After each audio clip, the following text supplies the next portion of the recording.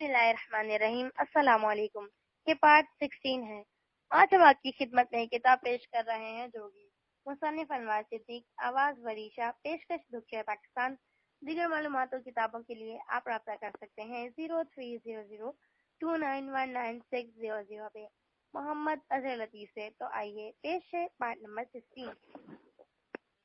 کیا بزرگ نے میرا بھرم قائم رکھنے کی خاطر رام اوتار اور رگھوبیر کو وقتی طور پر ہمارا ہم سفر بنا دیا تھا، یا درگا دیوی کو پھر میری کسی ادا پر پیار آ گیا تھا؟ سیتا رام کا استغفار طویل ہونے لگا تو مجھے الجھن ہونے لگی۔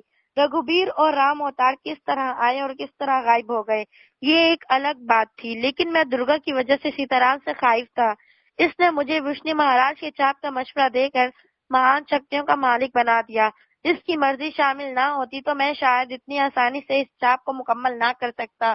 سیتا رام نے بھی یہی کہا تھا کہ وشنو مہاراج کا چاپ کرنا عام پنڈت پجاریوں کے بس کی بات نہیں، اس میں جان جانے کا خطرہ بھی لاحق ہوتا ہے، لیکن میں نے درگا کے اشارے کے پر بڑی آسانی سے کامیابی حاصل کر لی تھی، مگر مجبوری یہ تھی کہ میں ان قوتوں کو جوگی سیتا رام کے خلاف زیادہ شدت سے نہیں استعمال کر سکتا تھا۔ موت سر پر منڈلا رہی ہو، خطرات بڑھ رہے ہوں، انسان کے ہاتھ اپنی دفاع کے لیے محض ہتھیار موجود ہو لیکن وہ استعمال نہ کر سکے، اس سے زیادہ بے بسی اور کیا ہو سکتی ہے۔ میں بھی اسی وقت کچھ ایسی ہی سچویشن سے دوچار تھا۔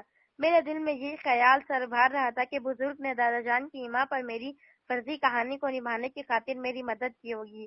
درگا بھی غافل نہیں رہی ہوگی، وہ ہو سکتا ہے وہ نیک بزرگ کے مقابلے پر آنے سے کترا رہی ہوگی، لیکن اس نے کہا تھا کہ سیتا رام اس کا پرانا سیوک ہے۔ وہ سیتا رام کو نہ صرف حالات کی اصل نوعیت سے آگاہ کر سکتی تھی بلکہ بزرگ کے مقابلے اس کی مدد بھی کر سکتی تھی۔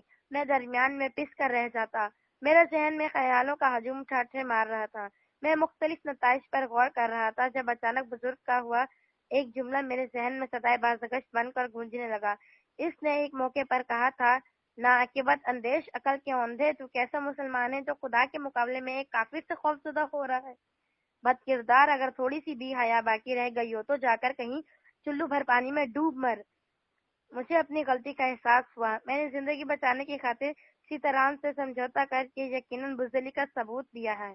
آزمائش کی وہ گھڑیاں سخت اور اذیت ناک ضرور تھی، بے قصور ہونے کے باوجود میرے اوپر مظالم توڑے جا رہے تھے، میری کھال اوڑھلی جا رہی تھی، موت کے منہ میں ڈھکیلنے کی خاطر ہولناک منصوبے بنائے جا رہے تھے، وقت کے ستم ظرفی سے مجھے بزدل بنایا جا رہا تھا۔ اگر میں اس وقت ایمانداری اور اپنے اصولوں کا دامن نہ چھوڑتا، اپنے مذہب اور دین و ایمان پر ثابت قدم رہتا تو اس امتحان میں ضرور کامیاب ہو جاتا۔ اس کا حوالہ خدا کے بزرگ بندے نے دیا تھا، لیکن میں نے سختیوں سے گھبرا کر موت سے بچنے کی خاطر زندگی کا سودا کر لیا۔ جواب مجھے مہنگا پڑا۔ میں نے نظریں گھما کر سیتا رام کی طرف دیکھا۔